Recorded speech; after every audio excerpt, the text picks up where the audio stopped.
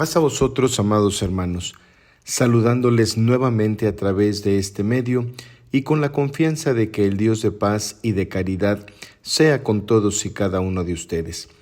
En esta ocasión, para compartir la guía de estudio para el próximo sábado, 8 de junio del 2024, se titula El milagro del poder sobre la naturaleza. El objetivo que es necesario cumplir y hacer acopio es puntualizar que el hombre siempre ha querido tener el poder del Creador y por medio de la tecnología intenta controlar los medios de la naturaleza. Pero hay bastante evidencia bíblica que solo Dios ha realizado este tipo de milagros y los realiza para reprensión del malvado y para salvación del justo. La cita base se ubica en el Evangelio de Mateo capítulo 8, versículo 26, que refiere: y Él les dice, ¿por qué teméis, hombres de poca fe? Entonces, levantándose, reprendió los vientos y a la mar, y fue hecha grande bonanza.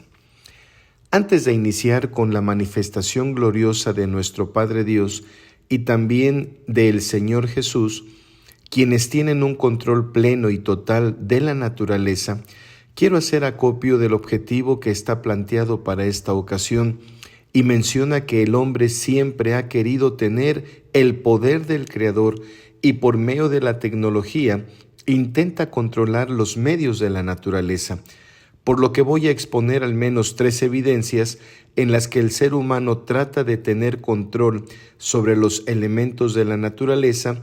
En este caso particular, compartiré el generar la lluvia.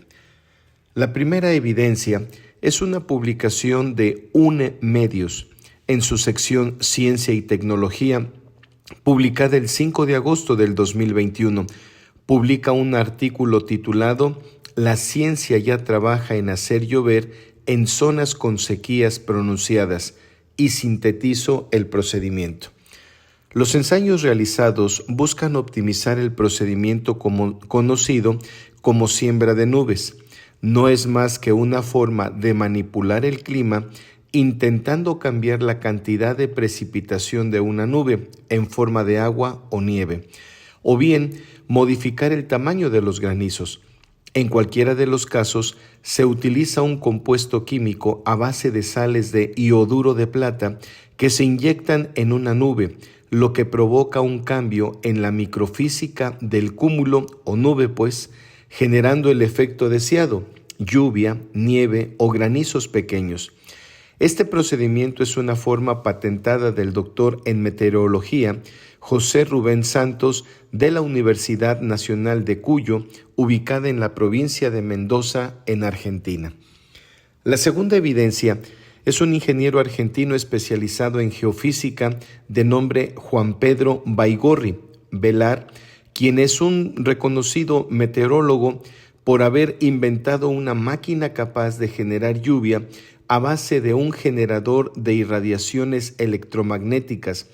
Fue apodado el Júpiter moderno o el mago de Villaluro.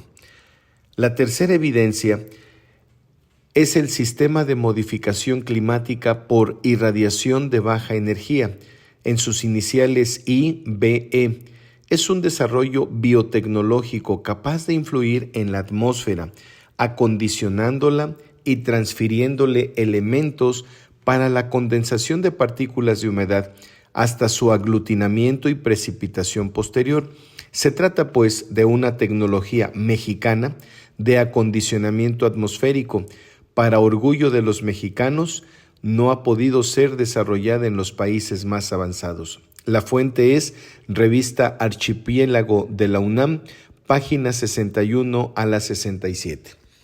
Ahora pasemos a analizar una afirmación que hace el profeta Jeremías en el capítulo 14, versículo 22, referente en lo que venimos esbozando acerca del control que quiere tener el ser humano sobre los elementos de la naturaleza.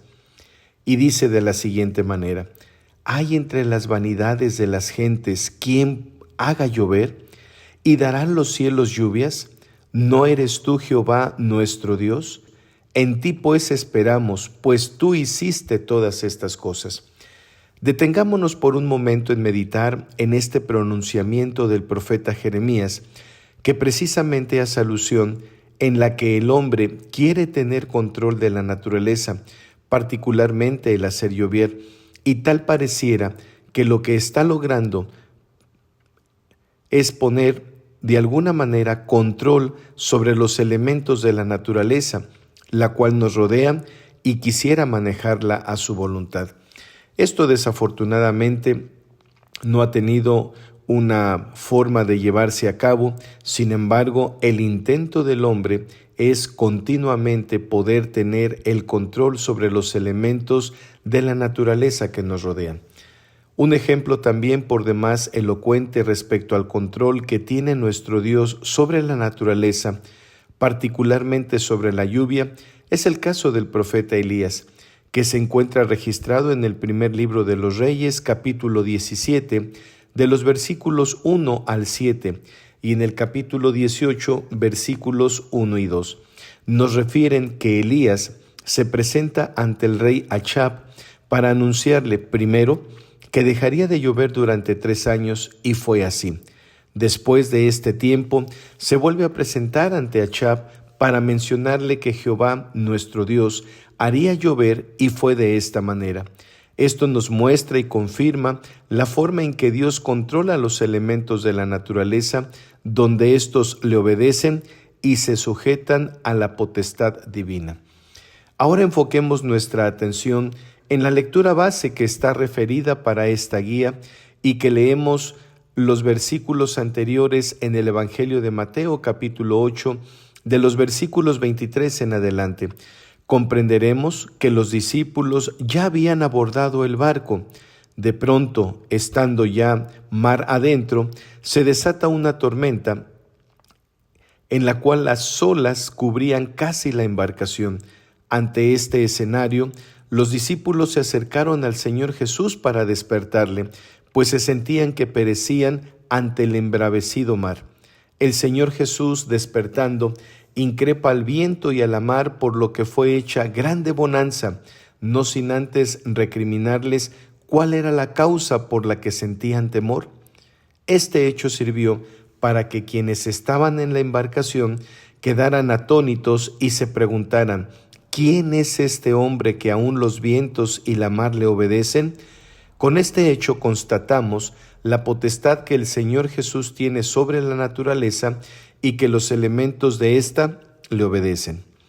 Hay un elemento muy interesante de esta misma escena donde el Señor Jesús increpa al viento y a la mar, y es el registrado por el evangelista Lucas en el capítulo 8, versículos 22 al 25, donde refieren casi la misma historia, excepto porque en Lucas, el Señor, después de reprender al viento y a la mar y presentarse grande bonanza, cuestiona a los discípulos y les increpa diciendo: ¿qué es de vuestra fe? Es decir, ¿en qué momento iban a poner en práctica esa fe capaz de controlar el viento y la mar? ¿En qué momento iban a hacer acopio de lo aprendido hasta ese instante junto al Maestro?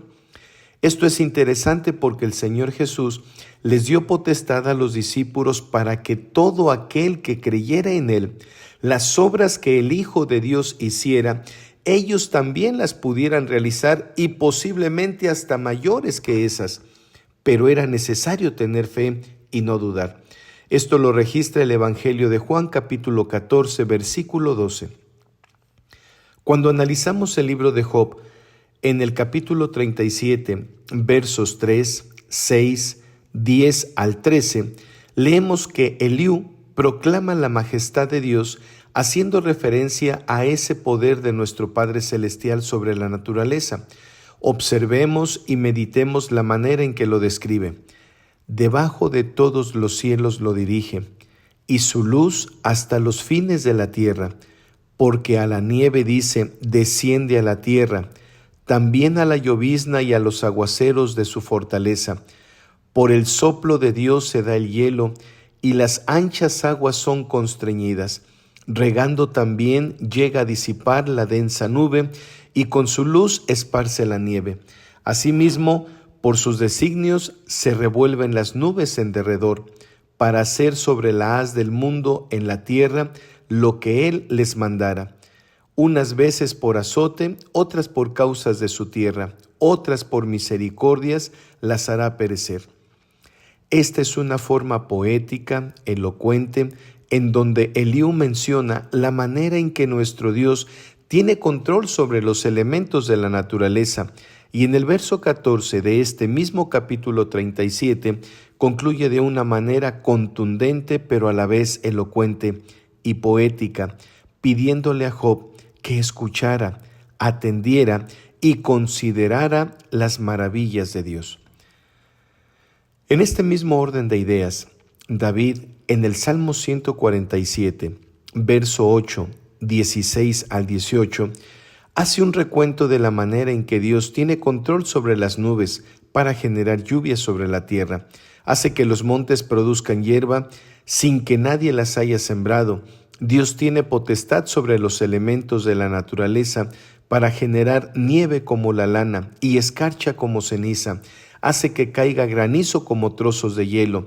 Este es el poder que Dios tiene sobre los elementos de la naturaleza, y de ello dan testimonio varios de sus siervos y profetas. También en el Salmo 137, verso 7, David vuelve a confirmar lo que Dios hace de manera portentosa sobre la naturaleza. Un detalle que debemos valorar todos los que habitamos en la tierra es lo que afirma el Señor Jesús en el Sermón del Monte. En el Evangelio de Mateo, capítulo 5, versículo 45, refiere lo siguiente: para que seáis hijos de vuestro Padre que está en los cielos, que hace que su sol salga sobre malos y buenos, y llueva sobre justos e injustos. Esto quiere decir que Dios, al tener control sobre los elementos de la naturaleza, mencionando el sol, en el sentido que éste alumbra tanto a buenos como a injustos, si no hubiera control de los elementos de la naturaleza, se pensaría que solo debería salir el sol para quienes obran con justicia y equidad, pero no es así, mostrando con ello la benevolencia de Dios por un lado y por otro el control explícito que tiene sobre lo que nos rodea, llamado y conocido como naturaleza.